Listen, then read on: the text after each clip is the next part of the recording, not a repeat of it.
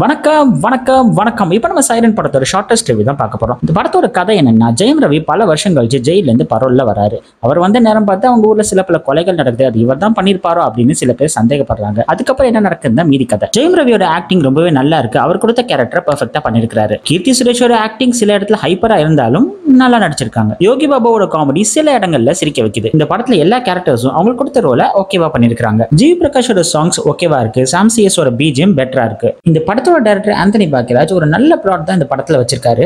சில இடத்துல screen play நல்லா இருந்தாலும் பல இடத்துல ரொம்பவே ப்ரெடிக்டபிளா இருக்கு. அது எப்படின்னா, தியேட்டர்ல பாப்கார்ன் கொடுக்கறவர்கிட்ட கூட அடுத்து என்னப்பா நடக்க போகுது இந்த படத்துல அப்படின்னு கேட்டா சொல்லிடுவாரு போல. ஒரு 90s காலத்து ஸ்கிரீன் பிளேவை இந்த படத்துக்கு புதுசா வச்சிருக்கிற மாதிரி டைரக்டருக்கு தோணி இருக்கும் போல. இது யாருக்கான படம் அப்படின்னு பாத்தீங்கன்னா, புதுசா எதிர்பார்க்கறவங்களுக்கு இந்த படம் ஒரு பிலோ ஆவரேஜ் படமா இருக்கும். ஃபேமிலி அண்ட் நார்மல் ஆடியன்ஸ்க்கு இது ரொம்பவே சுமாரான ஆவரேஜ் படமா இருக்கும். படத்தோட ஸ்கிரீன் பிளே ஃபாஸ்டா போனாலும் அதோட லாஜிக் இல்லாத தன்மைகள் கொஞ்சம் டிராபேக்கா இருக்கு. மொத்தத்துல இந்த சைரன்ல புது பேட்டரி போட்டிருந்தா நல்லா சவுண்ட் வந்திருக்கும். 5 நிமிஷம் முன்னாடி கூட்டு வந்திருந்தா பேஷண்ட்டை காப்பாத்திருக்கலாம்.